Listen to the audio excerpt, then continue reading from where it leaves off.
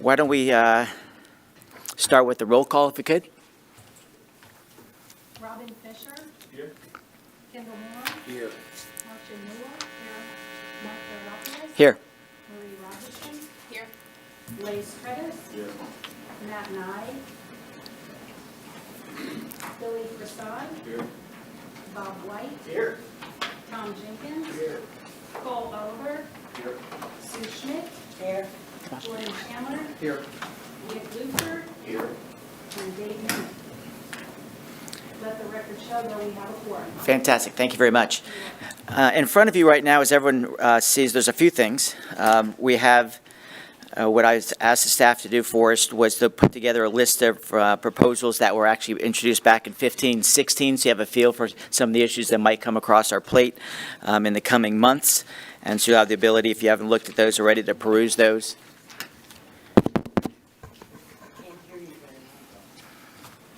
It's on. I'll get closer to it. That better? Okay. What I put in front of you, with the help of the staff, and you probably saw the email on it, is, of course, the list of proposals from 15-16, so you can get a better feel for what might come across our plate over the next few months. And if some of these are of interest to you or of concern to you, at least you'll have those at your ready hand. And, of course, the staff has a more full analysis of those if you wish to look at those further as well. Also, of course, we have the rules of procedure that were given to you. And finally, of course, the draft minutes from our initial meeting back in August. Is there any concerns with those meetings from our last meeting, or is everyone okay with those? Any concern? So if I'll entertain a motion. We have a second. All in favor, say aye. Aye. It is approved. All right, moving on. The main issue for us today, of course, is the request for qualification for legal counsel. And I believe we have 6 firms with us today who will make a brief presentation. And more than anything else, we've asked kind of to work it through a Q&A session that might expedite matters. And if we have a decision made, we even have the ability to potentially negotiate that as well. And so do we want to just start with the top of the list? Is that, I think Gray Robinson is the first that's here for us today. That'd be great. Please do. Thank you, sir. So as requested, we put out an RFQ on Thursday, August 19th in accordance I with think you might want to get closer to the mic, too. procurement policy. We received 5 submissions, all of which were sent to all of the committee members on September 10th. Today, the members, the CRC will need to discuss the responses received. As requested in the RFQ, we requested that the firm's proposed lead attorneys be present today for a Q&A from the committee. Each firm was notified of the meeting and asked to have representation here today. The committee is free to ask questions to each firm. During the discussion, and you can ask those questions either before or during the discussion. During the discussion, the CRC members may discuss anything contained within each proposal. Members may not discuss or disclose how they are going to rank any firm numerically, and you may not discuss your scoring. Upon the conclusion of the discussion, the CRC members will independently evaluate each submission on the score sheet provided, and upon completion of your individual score sheets, staff will confirm scoring and announce the rankings from highest to lowest. Upon receiving the rankings and announcing those, if the CRC wishes to enter into negotiations with the highest ranked firm today, we can do so. We will excuse all the public and all the other firms from the meeting at that point in time because negotiations are closed. And then reopen the meeting back up afterwards. Negotiations would be centered around an hourly rate for team members and lesser rates for associates as previously done. If negotiations are successful, then we will look for a motion from the board to entering into a contract with the firm based on successful negotiations, and I will take that to the Board of County Commissioners as a recommendation for final approval. In lieu of negotiating today, the CRC may also motion to shortlist a number of the firms to come back and do a subsequent presentation Q&A if that is needed. And then a last option available to the CRC would be to recommend a rejection of all proposals received to the Board of County Commissioners.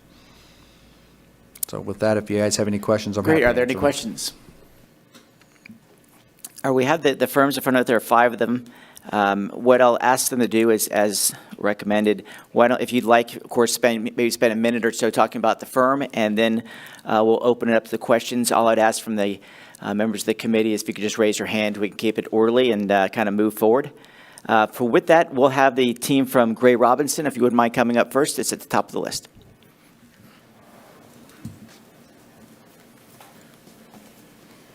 Thank you, Mr. Chairman. I think your list says that, if I may take off my mask, your list says that Heather Ramos was going to appear from Gray Robinson.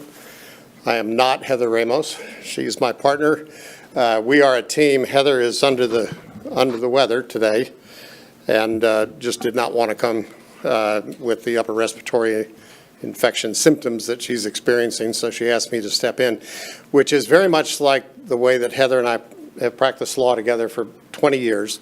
We are a team, and if you hire one of us, the reality is you get both of us, because if one of us is not available and you need us to do something, the other is ready to step in.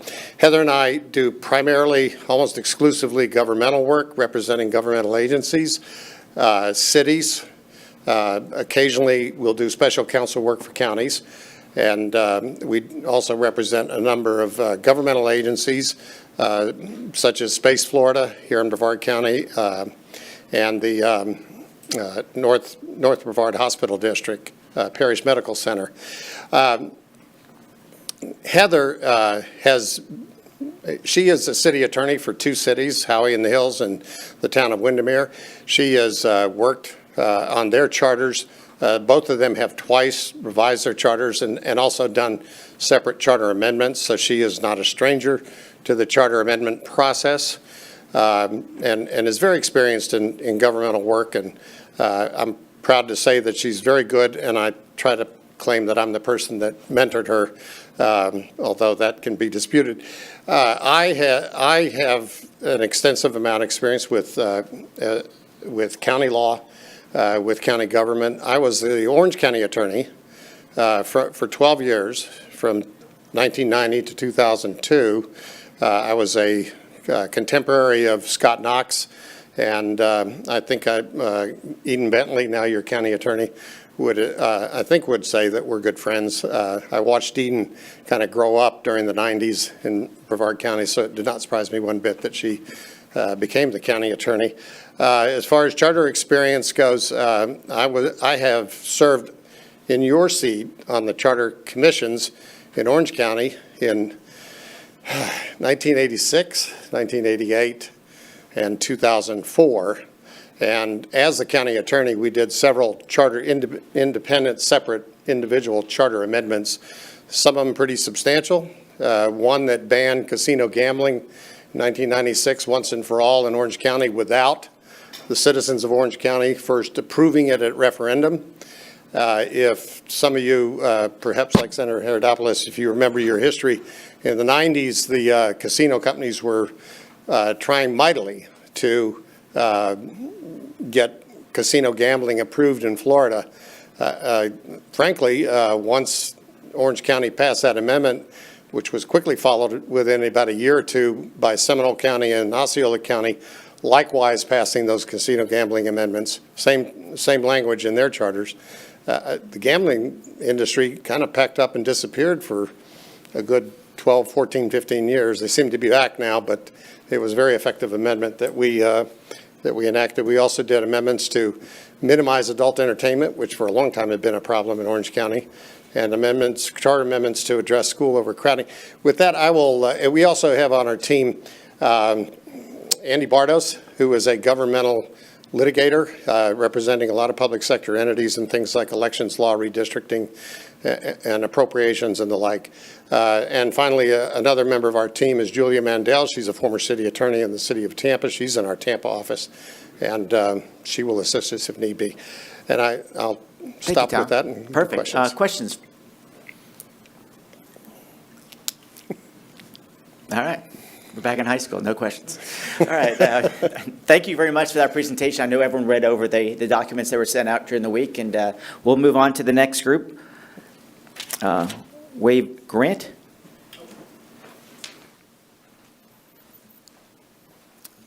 Welcome. Thank you, sir. My name is Christian Waugh, and I'm here with my partner, Gerard Grant. We're here on behalf of the law firm of Waugh Grant. Our main office is in Orlando. Thank you for inviting us to present to you today. I am a board-certified real estate lawyer. Mr. Grant is a board-certified tax lawyer. You'll note in your charter that Article 5 has a lot of taxation issues. So something that we bring to the table that we feel very strongly about is tax expertise that you may need in determining whether or not to have a ballot question. One of the other things that we bring to the table, you heard Mr. Wilkes, who I interacted with when I was on the Charter Review Commission in Orange County, say, I also was a member of the Charter Review Commission in Orange County back in 2011-12. So I know what it's like to be you. I especially know what it's like to be you because I had to hire the lawyer for our committee. We hired the Vose Law Firm, which I believe advised you 6 years ago. I don't know how many of you were on the commission then. But if you're familiar with the work of that past commission, you'll be familiar with our work. It's detailed. We understand that we have to be your insurance policy for understanding what may be legal, what may not be legal, while you remain the decision makers. In terms of our current experience in government law, we are both government lawyers in different capacities. Currently, I'm the city attorney for 3 cities, Hilliard, Florida, which is in Nassau County, Pearson, Florida, and Volusia County, Callahan, Florida, Nassau County. We have been involved with amending the charter in all 3 of those cities. Mr. Grant has been an assistant city attorney in the city of Atlanta, is eminently familiar with bond disclosure issues, bond issues from your Article 5, ad valorem tax issues.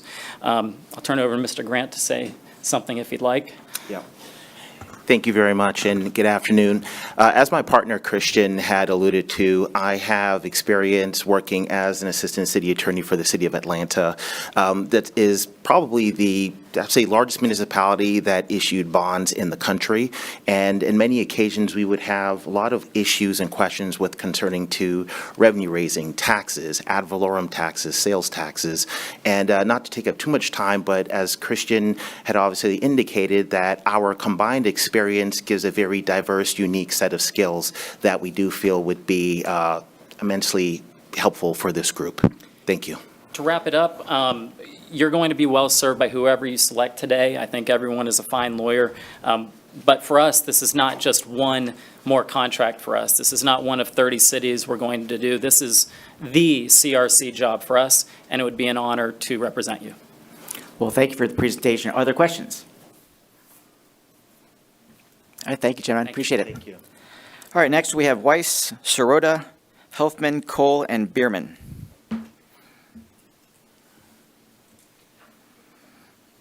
Good afternoon, Paul Gugelman, and some of you I know, some of you I don't. I did not go around and say hello to some of you that I know before the meeting because I didn't want to interfere with any of your formalities of not having contacts with members. Our firm is a predominantly local government firm. We have between 70 and 80 attorneys. On the other hand, I would be the lead attorney. I am a Brevard County resident. I live in District 5, for those of you that are District 5 appointees. Also, I will tell you that I am currently celebrating my 40th year of practicing law. And the majority of that has been in the area of local government. I was city attorney in Melbourne for 18 years. I've been and continue to be attorney for the town of Indianapolis for 32 years. And Melbourne Beach was attorney there for 25 years, and Cocoa Beach, I served there for 3 years. I was a member of the Seminole County Charter Advisory Committee back in the late 80s. I was on the original charter commission that wrote the charter we are living under today back in 1993, 1994, and I was also on one of your charter review commissions. And last but not least, when the county started down the road of having an attorney review panel, I was on that first attorney review panel. So I do have experience in Brevard County. I have nearly 40 years of experience in local government practice, and quite a bit of it dealing with charter government. And I also have, I think, an understanding of Brevard County, having lived here for 27 years, moved out of the area. I'm back, glad to say. And last but not least, just to tell you briefly about some of the people on our team, we have included Milton Collins, a labor attorney. You may not need a labor attorney, but then again, I have no idea what you're going to be looking at as members of this panel, and there may be some employee-related issues. Milton practices exclusive in the area of labor law. He's our youngest panel member of our team, having been practicing for 13 years. Other members, Lori Smith-Lala, she was in-house bond attorney for Broward County, and as the package that was distributed to you indicates, was involved in some huge bond issues and is well familiar with county taxation and financial issues. We've included Jamie Cole, who has been a city attorney in numerous cities in South Florida, city of Hollywood and Miramar among them. And Jamie's had a lot of experience dealing with charter litigation. And last but not least, my deputy, if you will, if we're lucky enough to be picked by you all, will be David Tolsis, who served as charter review attorney for Brevard County twice, and is also a seasoned local government attorney. At this point, I'll be happy to answer any questions, and I thank you for your consideration. Thank you. Questions? Thank you very much. Thanks for going easy on me. Okay, next we have Paul Elkine, Brands and Paul. Welcome. Thank you. My name is Darren Elkine. It's my pleasure. I had intended to stand up here before I got here today and wow you with my qualifications, but having now been, I think, the fourth person, I'm just going to rely on what I put in the response to the RFQ. Except to say that I and my one other partner who will work on this team are both board certified in city, county, and local government law. The one thing I can tell you for both of us is that representing city, I've been doing it for over 26 years now, working with your staff members, working with city clerks. We understand the importance of a well-written, clear charter that works for the folks that have to live by it every day. That's an important thing. We understand that. We have represented between us a number of cities. We deal with charters on a regular basis. If you have a question, we will be responsive to it. We will get you what you need and get you good quality legal answers to your questions. I will tell you that one of the primary reasons I responded to this RFQ is I recently somebody reached out to me and requested me to do it, they needed me to do it, and I said yes, and I was a facilitator for the City of Oviedo's Charter Review Committee.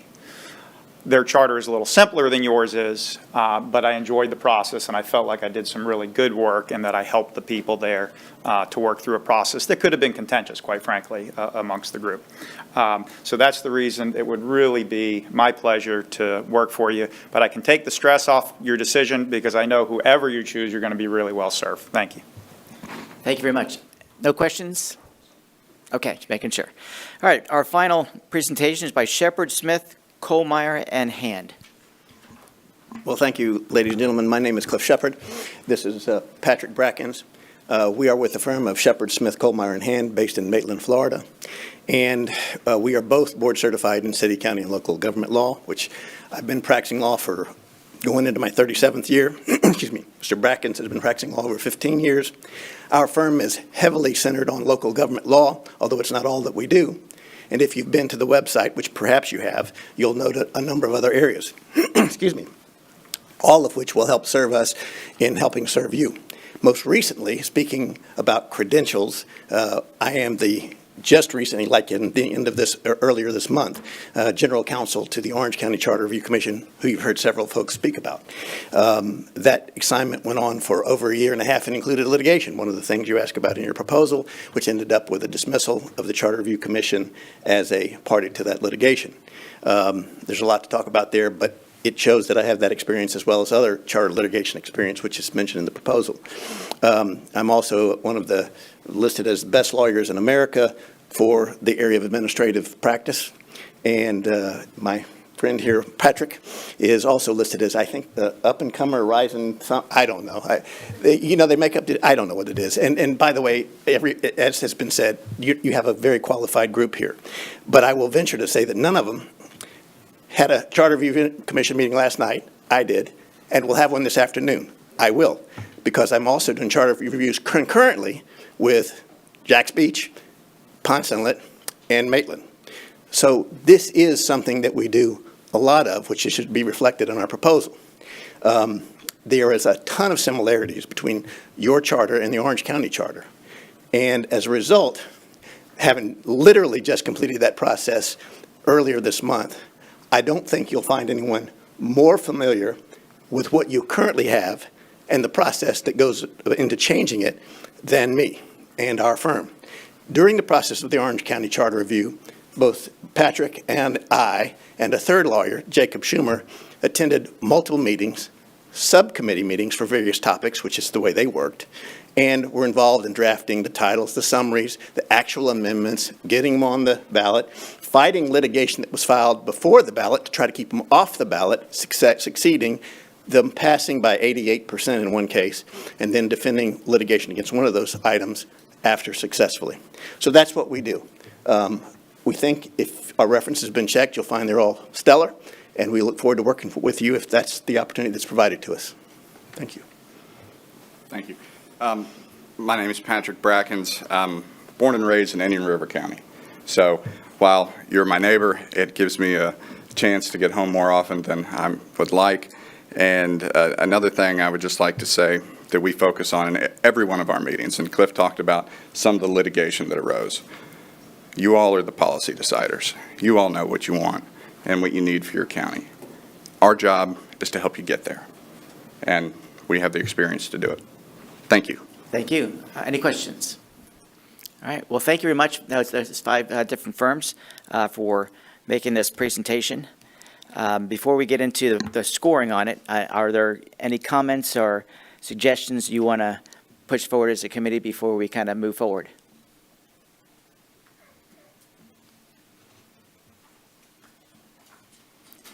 Vic, did you have a question? Okay. All right. In front of us is that score sheet. As was mentioned earlier by staff, we can, of course, put these scores together. Once the scores are, actually before we turn the scores in, what is the pleasure of the committee? Would you like to maybe have the top 3 come back and answer some questions, or would you like to just proceed with whatever firm gets the highest score and move forward? I'd like to proceed with the highest scoring firm today. Exclusively? Yes. Okay. Anyone else have any suggestions beyond that, or is that something that's Vic? Mr. Chair, I think potentially the board would probably want us to look at the top 3. Okay. If it comes back to them, which all this is going to do, we give them one name and they're not happy, we're going to have to review it. Okay. Other suggestions or comments? All right, so we kind of have 2 proposals on the table. Who would like to have the top 3 move forward? Raise your hand, please. All right. And who would like to have just a single proposal move forward? Raise your hand, please. All right. Looks like we're going to go single at this point. So why don't we go in recess for this time as we go through this, and we'll continue the meeting once we turn these in and ask the staff to rank those accordingly. So we'll take a 5-minute recess or 10-minute recess and proceed.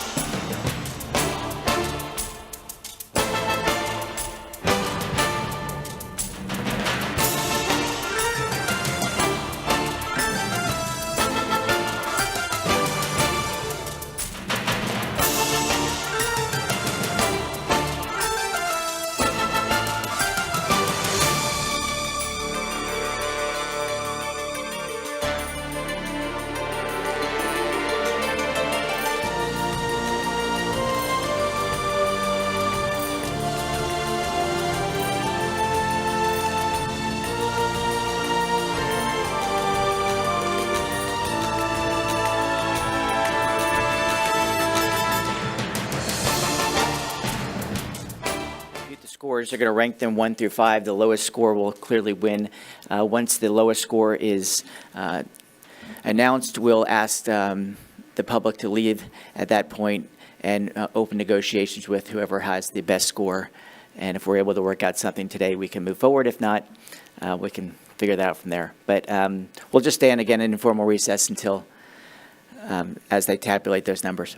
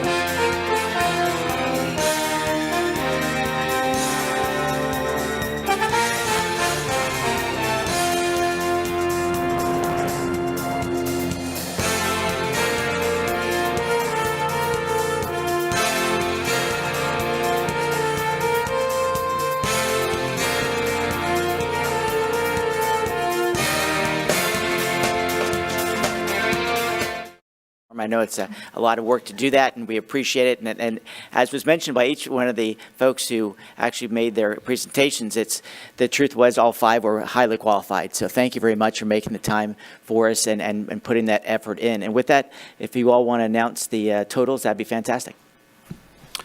Yes, sir, thank you. So the highest ranking firm was Weiss, Sirota, Helfman, Cole, and Byron. They were ranked number 1.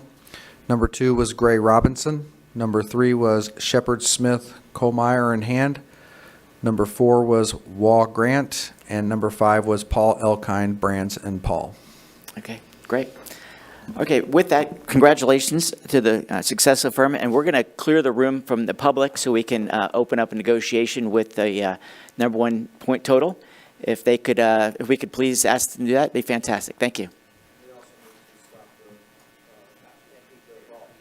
And we're going to stop the broadcast as well. Not used to that. Okay, good.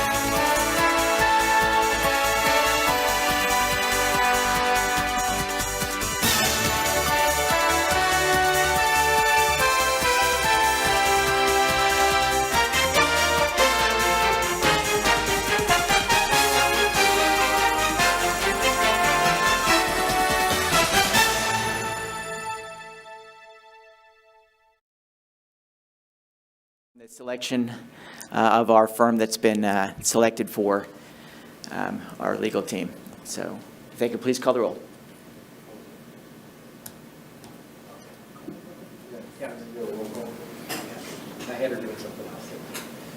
Robin Fisher, Yes. Kendall Moore, Yes. Marcia Newell. Yes. Mike Aaronopoulos. Yes. Marie Rogerson. Yes. Blaine Stretis. Yes. Matt Nye. Billy Prasad. Yes. Bob White. Yes. Tom Jenkins. Yes. Cole Oliver. Yes. Sue Schmidt. Yes.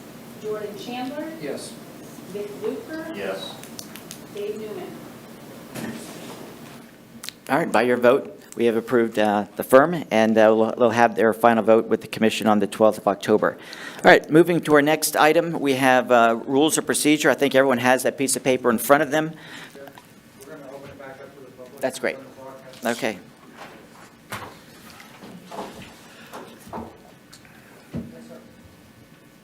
Good. All right. We're going to move to letter E for rules of procedure. In front of you are the rules as amended back in 2015 for the same commission. Again, as usual, I'll open it up to the floor. If there are any questions about those rules that they have concerns about, if not, we can move forward with that. Please. I think the rules are good overall. I think there might be a reason to change at least one, maybe two of the rules. But what I disagree with is on Rule 16, which is the number of commissioners that must vote to approve a change in these rule amendments, which is a supermajority of 10 in what's been used before. And a quorum under Rule 7 is only a majority, of course, which is 8. And I don't believe that there should be a supermajority required for this committee to change rules of procedure, especially since this committee did not draft these rules of procedure. They're from a previous commission. We had nothing to do with their adoption, any discussion, how they came about. And I think, a quorum is defined as the minimum necessary to conduct business. And 8 is that number. 10 is a supermajority. I agree with supermajority in a lot of instances. I've been on a few boards. In one instance, you always see a supermajority is when money needs to be spent. There's a supermajority required for that, which is for a good reason. But I just don't see the good reason for a supermajority to change the rules of procedure. So if this comes, I assume that today you'll entertain motions to adopt rules of procedure. Well, one is, and this is why I want to operate, if I could, is I don't mind waiting to even adopt these. I mean, again, I don't feel any rush or panic or need to even have a meeting next month, to be candid with you. But if we are comfortable with these, based on your suggestions and others, I don't mind having the vote on it today. So it's however you all want to proceed. I just want to be really deferential to the committee who put me in this position. So I think your suggestion's a solid one. Any discussion on Blaze's suggestion? Would you recommend a supermajority on a quorum? Or No. is just the number, or is it the supermajority term that makes you nervous, or is it the supermajority on a quorum or the 15? No, it's Rule 16 that there's a 10-vote requirement for rule amendments, that be changed to 8 is my recommendation. Or So a simple majority is what you're looking for? Correct, to change the rules, yes, sir, for the reasons I said. Okay. But, I sort of would like to know if we're going to vote on this today, because I'll just be up front and tell you. Yeah, please, that's what we're here for. What I'm thinking longer, which I have a problem with. I start off saying I think there's a rule that I disagree with, or two. Well, the rule that I really disagree with, in addition to the one I just spoke of, is Rule 17, Charter Amendments. I don't know if you all have had a chance to look at that, but if you do read it, you could really envision a scenario where two county commissioners could really, for better lack of words, game the system and really prevent this commission from doing its work. And the reason that could happen is because it says that it's a 10-vote requirement to get a proposal to the ballot, basically, or to the board to get it to the ballot, which is fine, because I think that's a good example of where a supermajority should be required.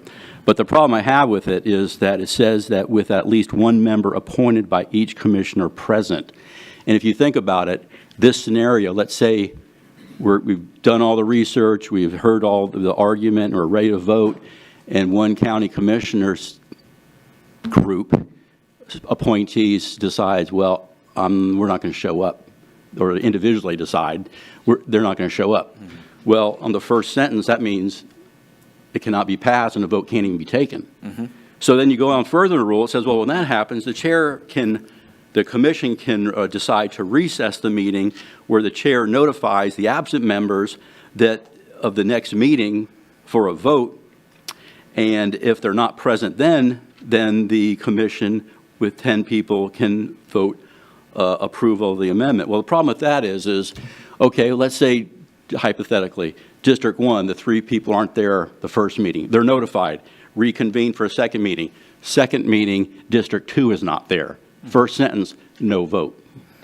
I mean, you really could, this could be gamed so that a vote can never be taken. And, you know, I'm not saying that would happen, but in politics, I think nothing's impossible and nothing's, you know, impossible to envision.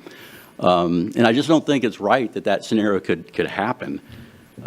So what I would propose eventually is that starting with the third line down, with the Rule 17 amend with 10 members of the CRC must vote to approve it, period, and the rest is deleted, which means that 10 people vote to get it on the ballot, period. And that's already a supermajority, which is, you know, bigger than a quorum. So I think it's reasonable all the way around. But it really could be, the current wording can really be abused, I think, if it came to that. Okay, very good point. Ms. Schmidt. I certainly agree with Blake, but on Rule 16, rather than saying 8 members, would you be all right with simple majority? Well, 8's a quorum. I think 8's, I'm fine with 8, and the reason is procedure is important too. But I just think a quorum, that amount is good. You know, if you had 8 people here and then only 5 needed to change the rules, I think that's too little, quite frankly. So I'm good with 8, tell you the truth. All right, further discussion on that point first. Okay. Other amendments, what I'd like to do, if you don't mind, is why don't we have like an ongoing discussion on these different rules, and then once we've kind of put everything on the table so we can digest it as a whole, we'll take up Blaze's good suggestions and have a vote on it accordingly. Other rules that might either cause you concern or additions you'd like to see in these rules? Cole? The only thing, and I don't remember if it was in here or not actually, is should we consider having the ability to attend from remote placed in the rules given what society is going through right now? I'd very much like to have that, as long as there's a quorum in public, sure. and then give those folks who cannot make it, still empower them to have that vote. But I think we even talked about that at the last meeting, I think. Mr. Nye brought that up. So good suggestion there as well. So why don't we put that on the potential. Any quick comments on that? Is everyone pretty clear on that, what that proposal might look like?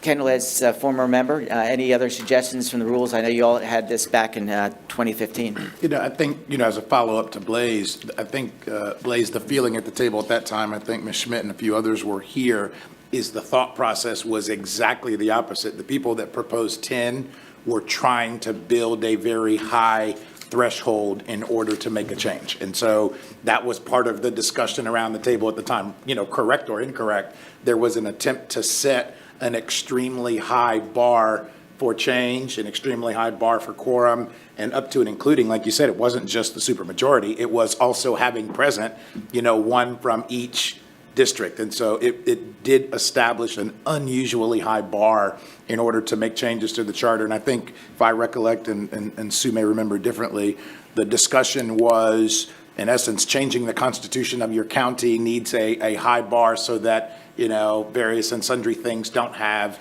an easy way of making change. And again, not to say that it was right or wrong, but to follow up on the chairman's, that was the rationale at the time for how it ended up in the procedure. Cole, you want to, that how you recall it as well? Yeah, that's how I recall. Okay. Tom? I was just going to say, Kendall, I think we're keeping the bar to put an amendment on the ballot.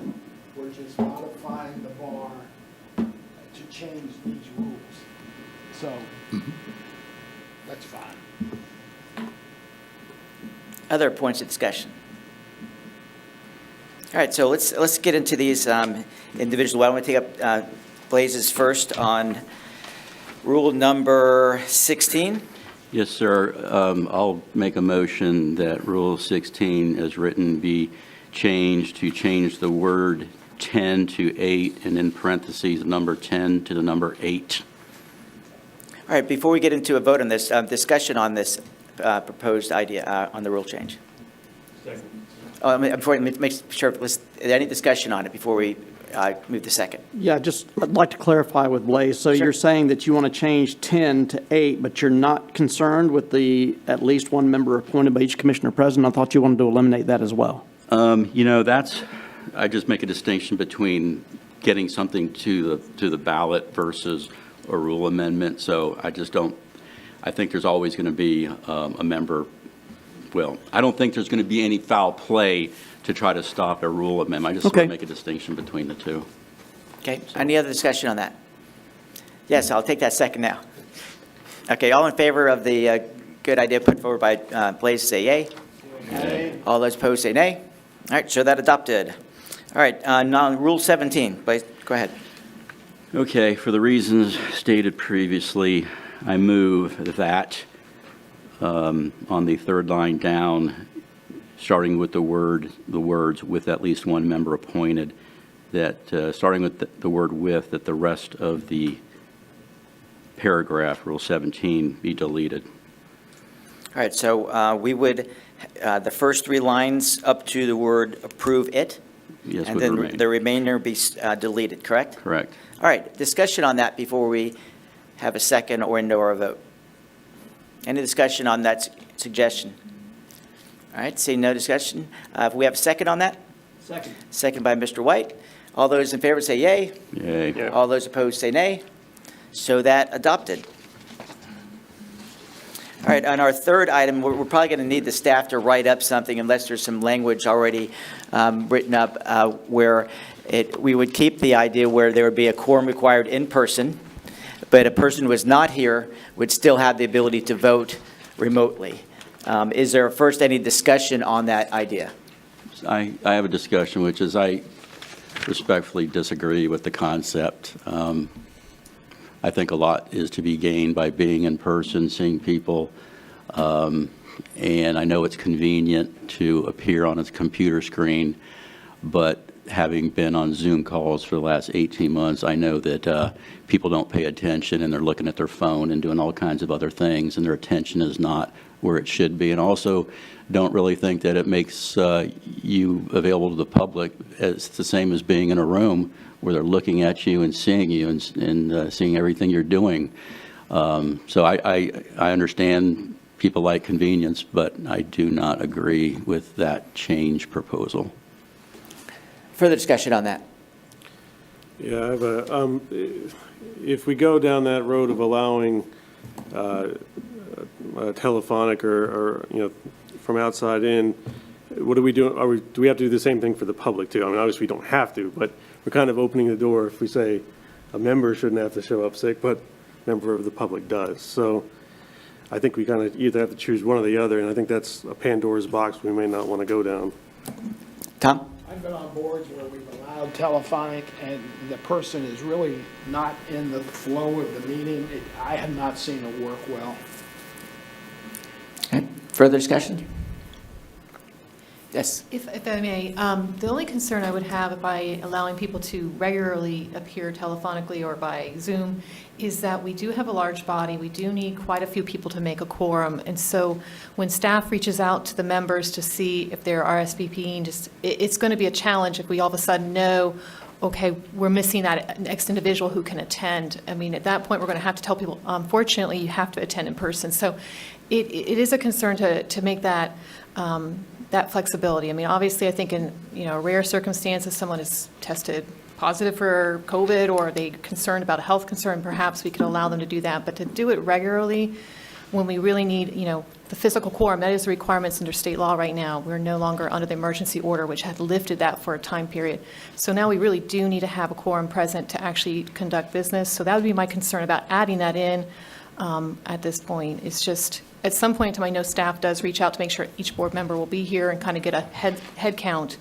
And if we're seeing we only have 7, I mean, the next person who asks, well, I want to appear by Zoom, we're going to have to tell them, well, now we're not going to have a quorum. So it is going to be a kind of a interesting juxtaposition. Sure, Cole? Yeah. And I now don't feel very strongly about it either way. I just wanted to make sure that we had the ability to conduct business in case we start running into people that are quarantined or not able to make it. And I certainly wouldn't suggest it for mere convenience, just because you don't want to drive down here for whatever reason.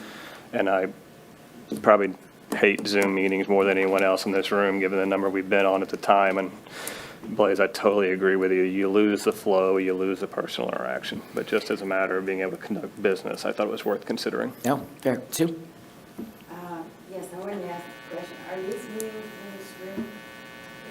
Okay. Well, if the meetings are being streamed, anyone can watch it, I definitely live. And I will just tell you, about a week or so ago, I happened to be on another committee, and because of my lovely sinuses, I didn't want to sit here and blow my nose the whole time. So they set up a phone that I could call in and I could hear, but I wasn't Zooming. And I would agree, I don't think that, I don't like it. We've had to do it for a year and a half, and enough is enough. But I think if you can call in, if for some reason or other, let's say someone has COVID, hopefully not, and they can be at home, but they can't be in here to endanger everybody else. It would be nice if they had the ability to do a phone, but not to Zoom, go to meetings. Your attorney's raising the hand, or maybe. Paul, go ahead. I hate to rain on everybody's parade. The Attorney General has weighed in on this a number of times, and generally speaking, most people think this business of attending outside of a meeting is something that is part of the Sunshine Law. It is not. It's not part of the Sunshine Law. It's a whole separate area of law. But the Attorney General has weighed in and said that if you are going to attend remotely, there must be a quorum physically present at the meeting site. So if a quorum is not physically present, no remote attendance, no meeting. Second thing the Attorney General has said is that for you to attend remotely, there must be a significant circumstance that justifies your attendance. So I don't feel like driving to Viera is not going to weigh in as a significant circumstance. Most of the opinions that have come out from the Attorney General's office that try to define what a significant circumstance is has to do with something medical, and such as COVID or something of that sort. And then the third thing, and the last opinion of the Attorney General's office on this, is that they've kind of left it up to the body to determine what a significant circumstance is, but before the person that wants to attend remotely can be admitted to attend remotely and vote, the body that's physically present has to vote and say, yes, that is a significant circumstance, you're admitted. So I hope that helps. Thank you. I think that helps. I'll put it this way. I think I see the will where we want to go.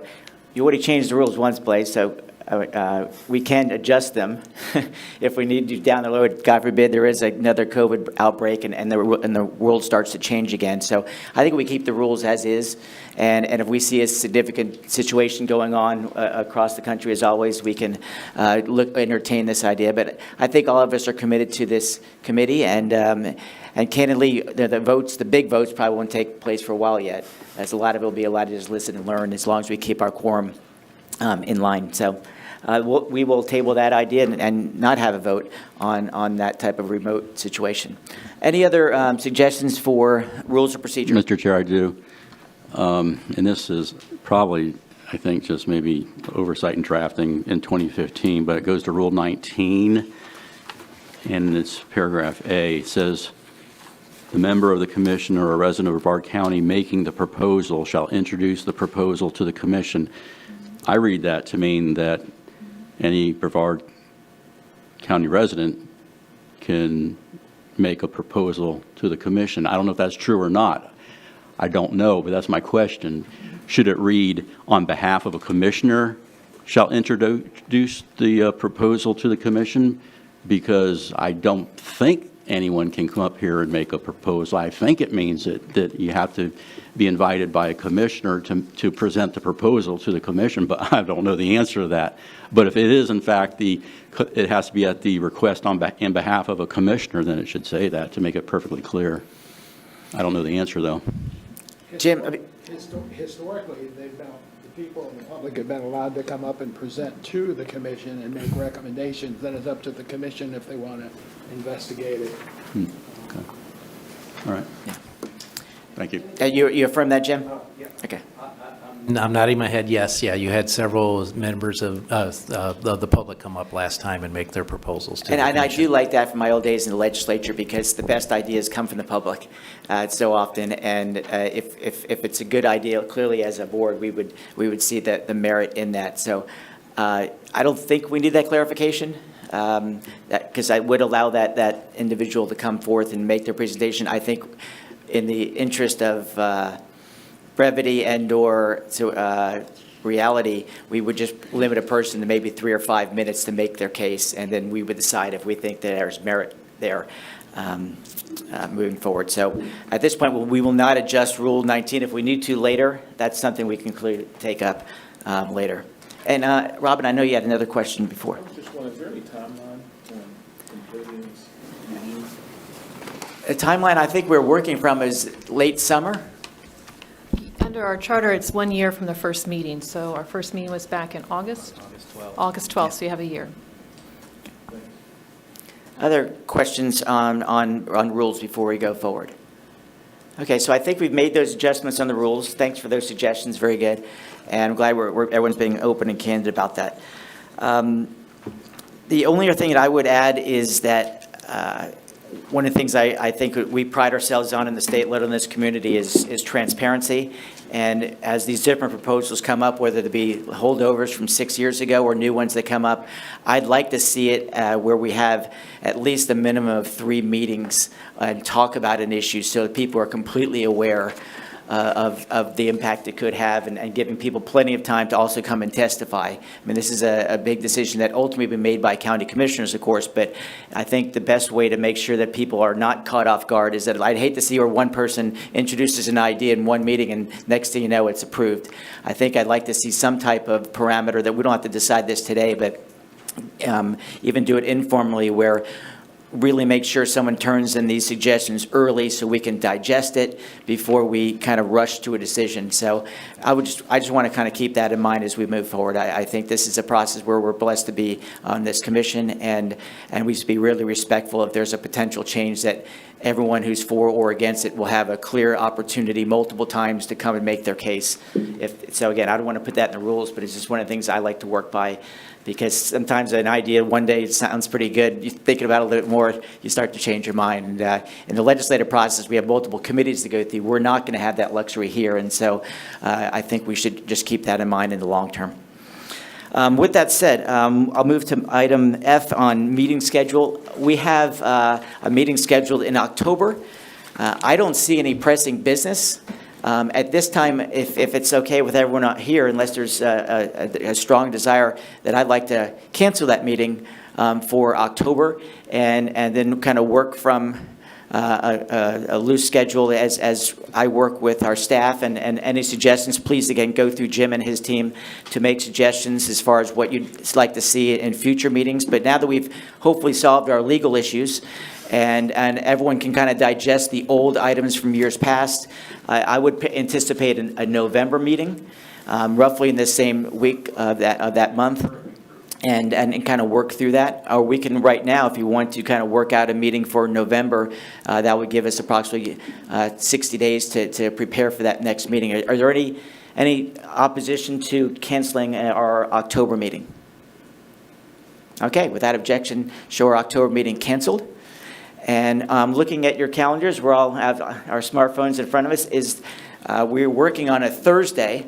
And I know in our last meeting, we had talked about having an evening meeting, meaning 6 o'clock, as opposed to 3 o'clock. Clearly, let me look at my November. Thanksgiving falls on the 25th, so we would probably look at a meeting potentially on the 18th of November. I'll just do it by simple majority vote. Let's just say, why don't we put it in for the 18th of November? It's kind of what we planned on anyway. Who would like to have the meeting at 6 p.m. as opposed to 3 p.m.? Raise your hand, please. One. What time is that? What versus what? It would be 6 o'clock or 3 o'clock. So who's in support of a 6 o'clock meeting instead of a 3 o'clock meeting on the 18th of November? I can also do regular other daytime. This just happens to be drop-off and pickup time for kiddos at school, so 3 is like the worst hour of the day. So if the evening is the problem, other hours of the day are also available. Okay. Chair, Yeah. Can I also ask that maybe you could provide a schedule to staff of the other municipalities that you're working with, so that that's deconflicted in all events? Yes, sir. Yeah, good suggestion, Vic. Thanks. Mr. Chairman, one of the other kind of thought processes that follows on the last question about public participation, the last Charter Review Commission had a myriad of meeting times throughout the period to offer the public the opportunity. Some were 6 p.m., some were in the morning, and other times to increase citizen participation. So it doesn't have to be soon, but as we go forward and start to receive proposals, that may be a consideration as well, if you see public interest in that. I think it's a great suggestion. I think you'll see a lot more meetings as we come to the height of our meeting schedule and agenda items. I'm not sure how many will be introduced as there were 6 years ago, but I anticipate a lot more interest probably in the springtime at that. So, all right, so I apologize, but we're probably going to, I think we're going to, at this point, we'll have a November 18th meeting at 3 p.m.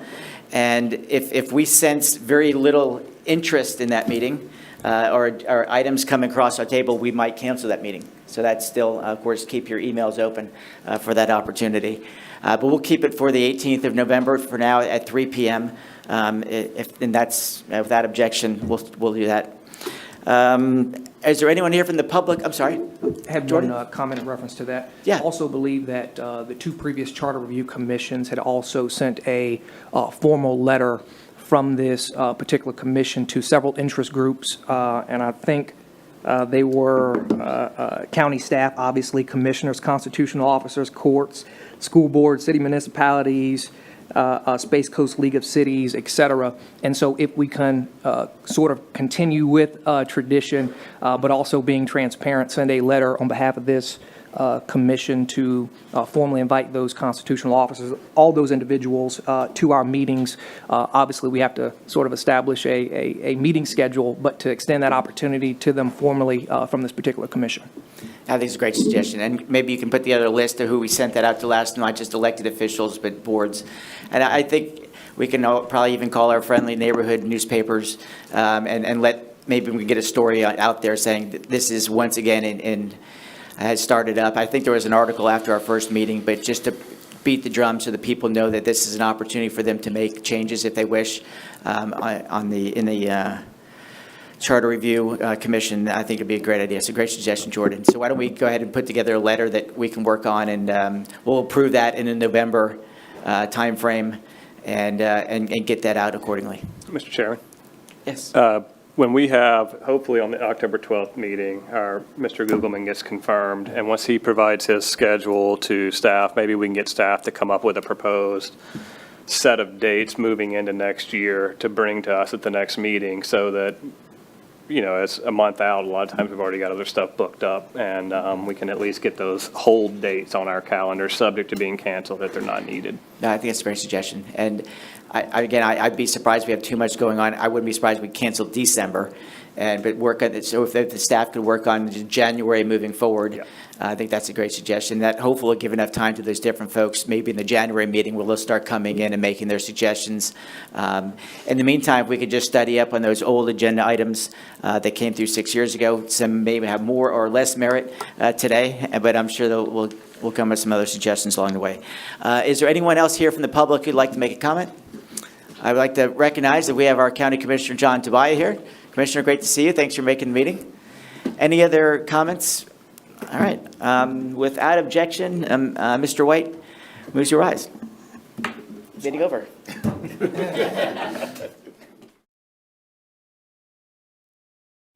The opinions expressed by any member of the public during any period of public comment do not necessarily reflect the views or opinions of the Board of County Commissioners of Brevard County, Florida, Space Coast Government Television, or the program sponsor, and are solely those of the presenter. The Board of County Commissioners of Brevard County, Florida, Space Coast Government Television, and the program sponsor hereby expressly disclaim any and all responsibility or liability for any defamatory or slanderous statements expressed by any member of the public during any such period.